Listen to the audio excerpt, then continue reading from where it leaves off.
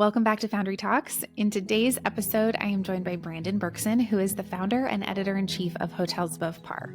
He shares a little bit about how Hotels Above Par came to be and how the mission to really champion boutique hotels, independent hotels, hotels doing something really unique has resonated with so many people and really just exploded over the last few years.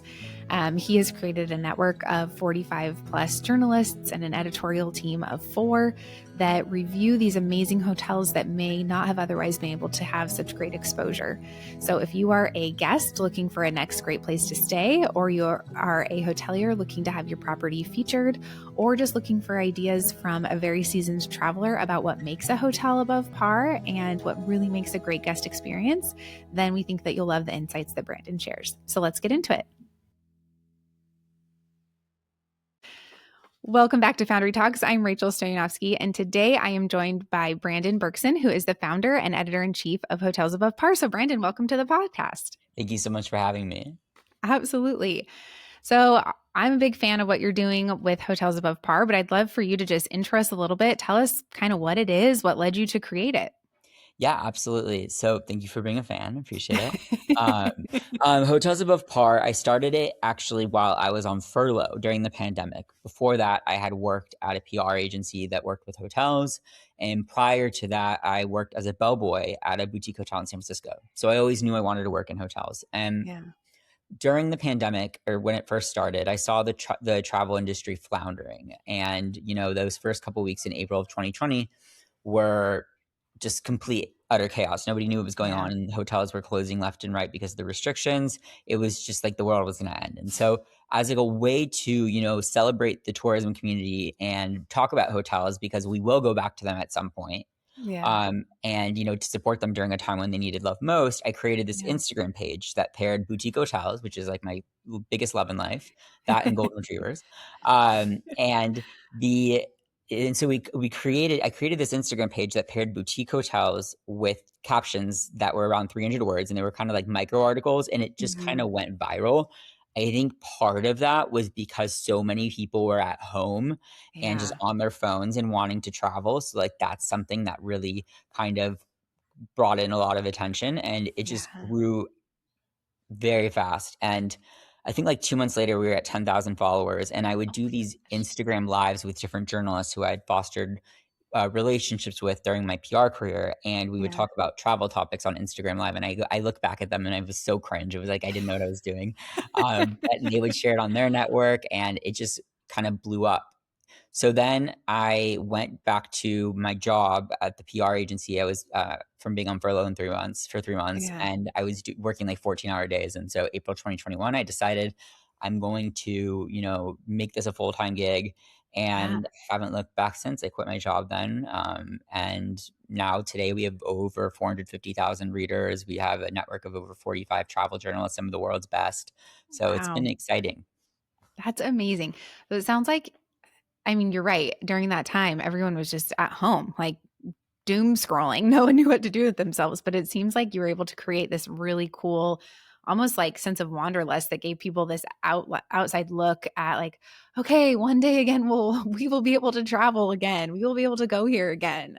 Yeah, definitely. And I that was love kind that. of the goal. It was just, I think everyone was so down in the dumps, and it was just so hard seeing the industry like falter and fail because of all of this. So it felt really rewarding to be able to show them some love. And can you tell me a little bit about what the kind of hotels that you prefer to feature? Yeah, totally. So, I think what really differs and brings us into a full-on niche is the fact that we focus on boutique hotels. And there's not many other publications that focus primarily on boutique hotels. You have ones that will feature like big brands like Ritz-Carlton, Four Seasons, and, Marriott, JW Marriott. And those are all great. Like we love those. But, what we go for is we go for the independent ones, or the ones that feel independent. So, for example, we could do something like Short Stories, which is an independent hotel in Los Angeles, but we would also do like the Thompson Denver, because Thompson, even though owned by Hyatt, is designed to feel boutique to its core. So it just needs to feel exceedingly individualistic. We have featured multiple boutique hotels around the world, and I think that we've become stricter and stricter as like the years have gone on. But I do think we'd be doing a disservice if we didn't include boutique brands owned by bigger companies, Hmm. and a lot of independent brands are falling into that kinda area Yeah. too, so Yeah, it's interesting to see this development of like hospitality groups and how there's so many more and how that's really evolving and growing. And I think it's also interesting to see some of these big players really play into the independently owned feel, because I think that they understand that resonates with people. There is a much more sense of it being a little more experiential, I think, when you stay at a property like that versus just a big kind of cookie cutter experience. totally, and there's so many great boutique brands, like Design Hotels, for example. Yeah. All of those feel exceedingly independent, and it's owned by Marriott. So, Yeah. there's just there's a lot of examples that I wouldn't want to not include. Yeah, I love that. So you shared a little bit about how this got started. What was when you quit your job, what was the vision? And then how has that changed to what it is today? Yeah, so when I quit my job, I was like, "Okay, we're gonna create a website and a newsletter," and Step that was one. step 1, and that was like a hassle and a half, and I was able to start, paying journalists to write stories for us, Awesome. and with that in mind, I harnessed the power of social media, so every time that they would, write an article on us, or excuse Mhm. me, they would write an article for us, I would have them post it on their Instagram, their LinkedIn, and on, like, their newsletter if they had one, and that just Yeah. helped propel it. But I would say the vision was to be this boutique hotel resource, which I think is still true today. I didn't realize how Yeah. big it was gonna get. I didn't Yeah. think that I would have a full-time editorial team of 4. Yeah. I didn't think that we'd have over 45 journalists who, like, took such a liking to the concept. So, it just kind of evolved, but the main message kinda stayed the same, and that was to feature Yeah. boutique hotels and give them love. I originally just wanted it to be on Instagram because I guess I just was like, "I don't know how I'll be able to make this a website," and Yeah. did it, and it just grew and grew and grew. I think that the whole, kind of the boutique ethos we brought Mhm. in over to, like, restaurants and Mhm. destination guides that imbue boutique places. So, while primarily it is hotels, I would say, like, 25% of it Yeah. is, restaurants and destination guides. So we expanded in that way a little bit. I love that. Well, and I'm sure that it's really helpful too for people. Like, as I was perusing your site, I was like, oh my gosh, like add this to the list, add this to the list. And then you see the other avenues like restaurants. Okay. And now I want to go there and I want to go here.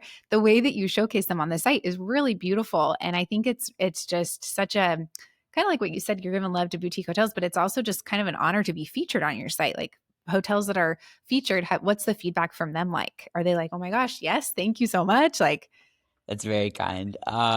So when we hear feedback, we normally always get great feedback yeah. from hotels. They're really excited to be on there. We understand the in depth kind of detail that needs to go into the review. We cover it Mhm. how we foresee it, and I think what's really unique is that we come from a lens where we're not just giving love to. I think some other publications, they kind of get a little frustrated, or the publications don't get frustrated, but the hotels get a bit frustrated because a lot of the love goes to the ones who are doing big time advertising. Mhm. And I think we give a lot of hotels a chance, ones that are like Yeah. 4 or 5 rooms that don't have the budget to hire big marketing teams and, to be able to be in one of these awards for these bigger publications, and then they get rewarded with press coverage. So Yeah. we like to highlight the little guys, and I think that people really respect that, and I think hotels see that. So Yeah. I love that. I know. I always think about like the Reader's Choice Awards, and if you're like a smaller hotel or something, it's like it's never going to happen because it's really like when I worked in house, we would just push that out to everyone we knew, our whole database, this massive list. Vote for us. And so it's great that the kind of like the underdogs have a chance. totally, yeah, we love the small ones. Yeah. Okay, so you mentioned that this really went from being like a solo passion project, and now you have a team. Did you say four on staff writers and For full-time, yeah. amazing, and then a partnership with 45 top travel journalists? How did that come about? When did you realize you needed to expand your team? So, I realized I needed to expand my team when I was working, like, 16 hours a day, and I was like, "I need to hire someone full-time." Um, and I did that, and it just, like, changed my life. My Yeah. colleague Brittany's been amazing. My whole team, Brandon and Ruby, we just everyone has contributed, and they all have, like, such a love for the brand. But, Yeah. I knew I needed to expand it when I think, as a founder, you are so in the weeds of things sometimes that you forget to look at the vision from afar, and I think I was Yeah. really in the weeds of things, so it was harder for me to continue, like, strategy while I was, like, doing all these, like, like, these kind of like, rudimentary, like, admin tasks, Yeah. and just being like, "Oh, I have to post this, and, like, I have to write the caption for it." So, like, Yeah. being able to expand the team, and then I was able to focus on strategy more was definitely Yeah. something that was quite beneficial to the brand. That's amazing. So how can hotels be part? How can they be featured? Like when do you just go out and say, find a property that you think is amazing, or do you see it and then you reach out to the hotel? Like what is that process like for hotels to be featured? So with hotels being featured, we we say that anyone that is reviewed on the site has to be reviewed, visited, and approved by one of our network journalists. Okay. Um, and they have to stay there. They have to experience it, Yeah. and that just really builds credibility. And Yeah. what I think AI can't do is that, you Yeah. know, and bring that personalization and visit the Yeah. hotel and give an honest kind of look at it. So um, we we have to send a journalist to the hotel, and then they Mhm. stay there, and then they write the review if they like it. Um, Mhm. or what we do is we will send someone from our editorial team, who's on staff to review it. Sometimes if there's one of the journalists who are a part of our approved network, Mhm. and like it takes like it's a very, very kind of it's a very curated network. We don't just let Yeah. anybody write for us. I think, we really like to be selective because the Yeah. brand needs to maintain editorial integrity and a Yeah. certain voice. And with that in mind, there's a lot of particularities that I find when I am writing or when I have Yeah. people write for us. So, but what I was gonna say is that the writing that goes into it and the hotels that wanna be in there, if there's a journalist who's been there that's part of our network too, like, we don't Yeah. necessarily have to send someone if they've been there, and then we'll commission the review to them, but just Yeah. pitching us is probably the best route. Okay. Um, yeah, and yeah, so And you don't have to name names, but has there ever been an experience where you've sent a journalist or one of your team to a property and you were like, sorry guys, this like just doesn't, this is not above par? yes, that's happened. It kills me, Yeah. but yes, it's happened, and we didn't Yeah. include the hotel. It's like editorial integrity is so important, and I couldn't do that to Yeah. my readers. It would just be like a big kind of just sham. So, Yeah. Well, and I think that's really important because there are so many times where I think that it has kind of gotten away from this really strong editorial integrity, like you mentioned, and it is kind of pay to play sometimes. That's what it feels like. Oh, well, if you take out a one-page ad, we'll also do, an editorial feature or something. What do you want us to say? So it's great that it is so independent from the hotel and that they're not dictating it. It really is a vetted and trusted source for the experience. So your readers really can know what to expect, which I love. yeah, and I think that what makes it honest too is that we a lot of the brands that have all the advertising money are like really big, big, big hotel groups, Hmm. and we've taken a route with our advertisers as doing tourism bureaus because we can curate the itineraries in there and make sure Yeah, that every place from the restaurants to the shops to the hotels are independent I and love boutique. that. And that has allowed us to propel because that is our main advertiser target. Yeah, I love that. It's such a smart way to do it. We often talk to our clients about how important it is to engage their local tourism board and because they are such an asset to them. And a lot of them are like, oh, yeah, I didn't even think about that. And, plug for Visit Santa Barbara, but they do a great job with our They do local a great hotel job. partners. Okay, so when you're evaluating a property, like, do you have a checklist? Do the writers have a checklist? Like, what are some of the things that make a hotel like, okay, yes, this is what we're looking for. This is definitely like above. This is not. Yeah, so I there's 3 things, and this kinda goes into our awards, how we judge them, that we always Hmm. look for. It must be, unique, and there Okay. must be a narrative behind it, some kinda story. Yeah. There must be an above par element, so something that's different than other places. Yeah. Maybe it's a mosaic fountain with, like, a mural of the destination, Oh, like, at the entrance. It's just, like, any above par element that kinda, like, makes it ooze individualism. yeah. And then another thing too is that we look for hotels that are sorry, I was gonna say I had like a third point and I totally forgot about it while I was on my second point. It'll Um, come back to you. uniqueness, design center. Okay, yeah. So uniqueness, and we always make sure that it's design centric. That's a big thing. And I think that for me, there's a bit of a misconception. People are like, "Oh, you only review like small boutique hotels," but I firmly believe that boutique hotels just need to feel exceedingly individualistic. So Yeah. there's, for example, like Grand Mackinac Lodge in Michigan that has like over 200 rooms, but it feels really independent and Yeah. it's a standalone stay. So that Yeah. kind of thing still feels boutique in my world. So I think people always assume that the room count is a big thing for us. And while Yeah. it is a factor, there are a lot of exceptions. But leading Yeah. hotels of the world has a Yeah. wonderful amount of hotels that are very boutique, but they have big Yeah. room counts, and we'd still bring that into our orbit. I love that.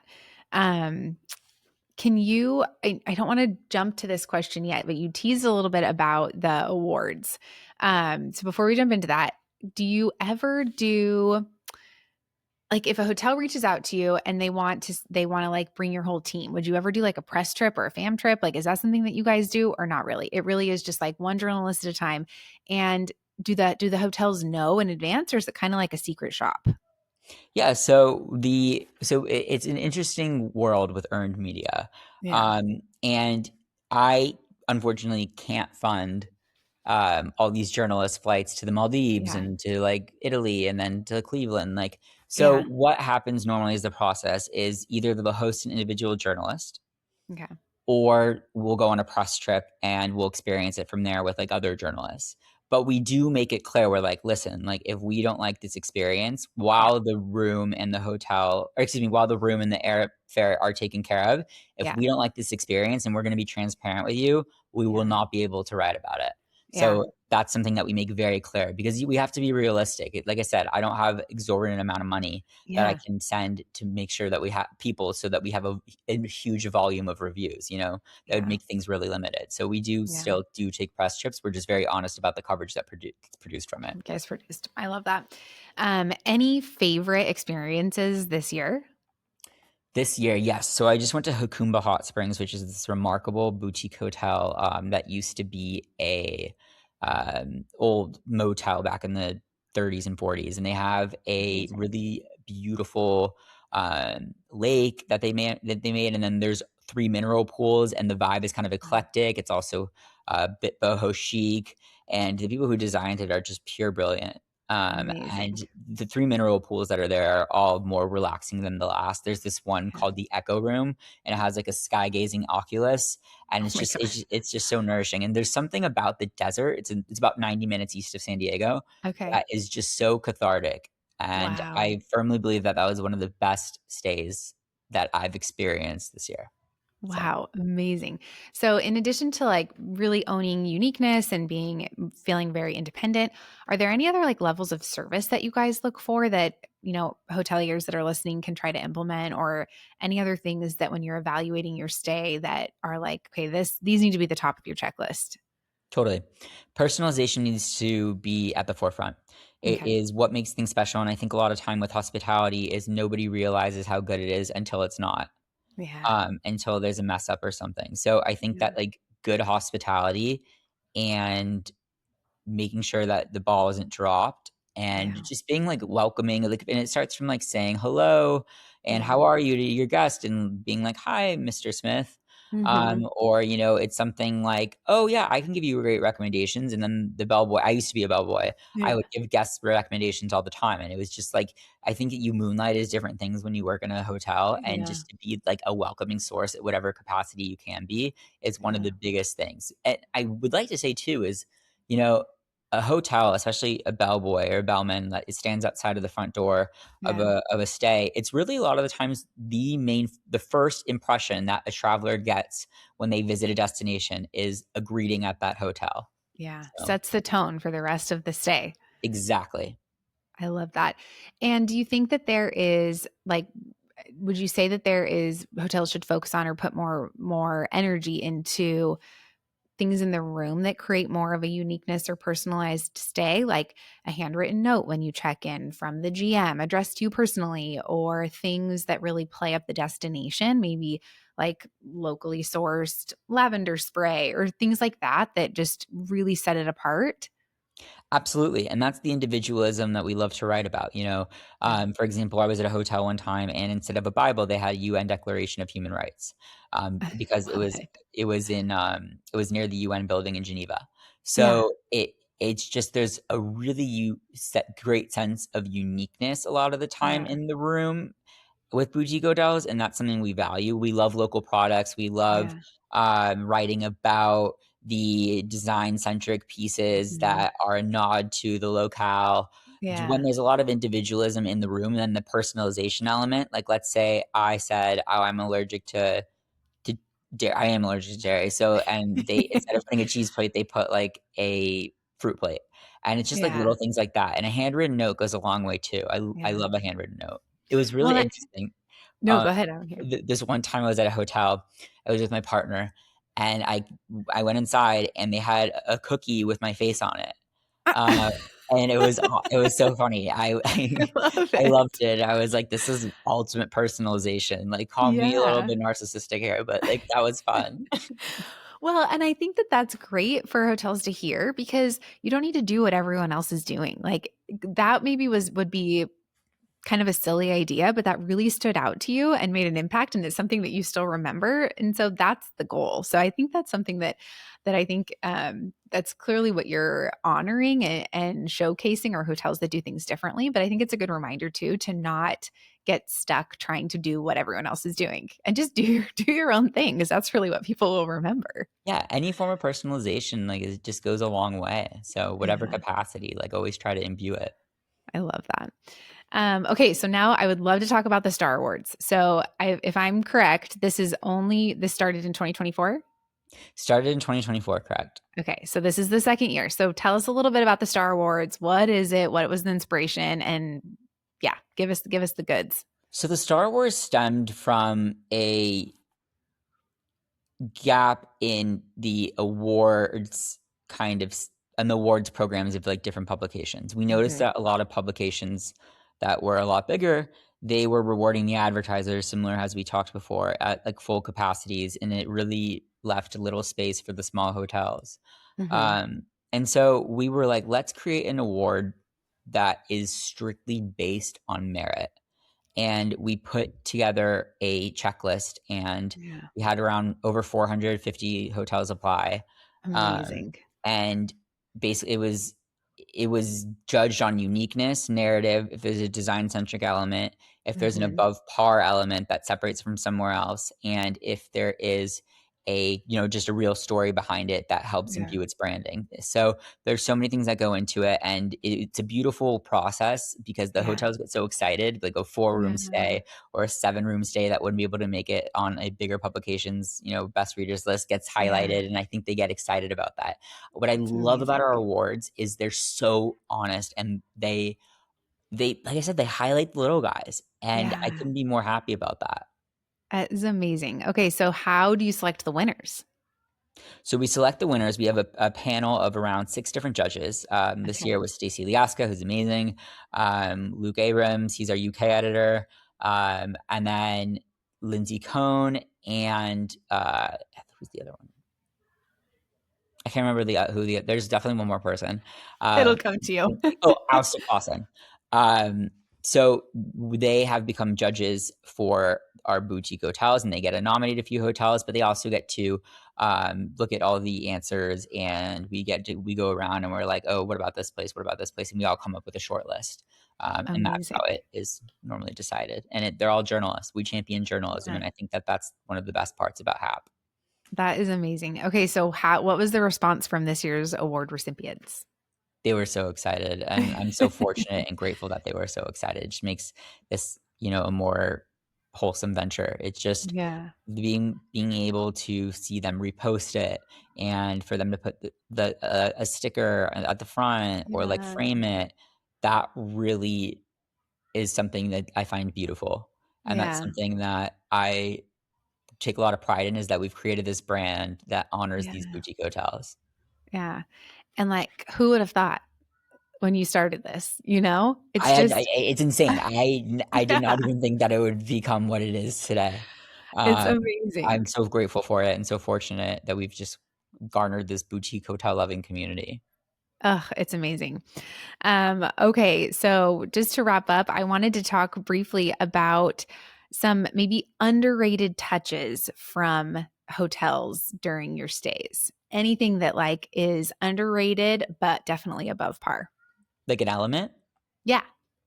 I would say, I find this is a really fun kind of element. One second. Where were we? Oh, yeah, underrated Underrated touches. but something above I par. love unique branding elements, and I think that those don't get Mm. highlighted a lot, when someone is Yeah, looking to stay. So, one of my favorite things is stationery, and I love. love customized stationery. I also love when a hotel has a magazine. That just might Mm. be the media junkie in me, but when I get Yeah, to see it and I kind of go by page, I read the articles, I see who wrote for it, I see the yeah, photos, I see the verbiage, the tone. I just think that producing these kind of elements that are customized, and yeah. they're just little touches of differentiation are really great ways to be a star. So I love it. I'm sure all the hospitality professionals listening to this are gonna be like, "Yes, I knew that stuff mattered." Okay, and so where is HAP going from here?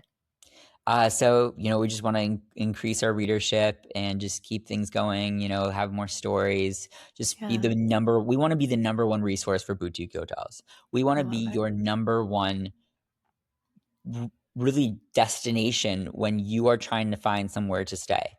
Yeah, And to do that, we need to keep on writing more hotel reviews. We need to have our right. journalism network expand more and be able to get Mhm. more voices and more perspectives. So it's just growing the readership and the brand as a whole. Yeah, This is kind of under the wraps, but we're starting an agency too, because we've noticed that amazing. a lot of hotels are interested in potentially doing kind of work at a consultation perspective. Yeah, But what I want to say is that it's not a PR agency. So yeah, it's not media relations. It's not any of that. It's just yeah. more of consultation to like how hotels can be above par, I and love it. to note that there's total separation of church and state. So, Yeah, we do just because we work with if we work with one of these hotels, like it doesn't yeah, guarantee that they'll be in the magazine or yeah. on our site. So we're definitely going to make that clear, but that's one of the plans for 2026. Oh my gosh, exciting. Okay, well, when there's more information to share on that, we'll have you back on. Perfect. I love that. Awesome. Well, thank you so much for joining us today, Brandon, and just sharing your insights and really what makes a hotel above par and being such a champion for boutique hotels. I think it's just an amazing thing that you've created. And if anyone listening wants to learn more or join the newsletter, where can they find more information? Yeah, absolutely. HotelsabovePar.com. And then on Instagram, our account is Hotels Above Par. And then on Substack, we have that as well, which you can access from the website. So, yeah, our Amazing. Substacks is really fun. We're actually the sixth largest travel Substack. Amazing. And we're definitely beefing up our coverage on there as well. I just think it's the future of media at so many Yeah. capacities. So I love it. And I think if you don't already follow Brandon on LinkedIn, he's a great follow, shares so many fun insights. So thank definitely find him there as well. thank you. Oh, well, thank you so much again, Brandon. And if you want to check out more Foundry Talks, you can find us on Apple Podcasts and Spotify. Thanks for having me. Absolutely.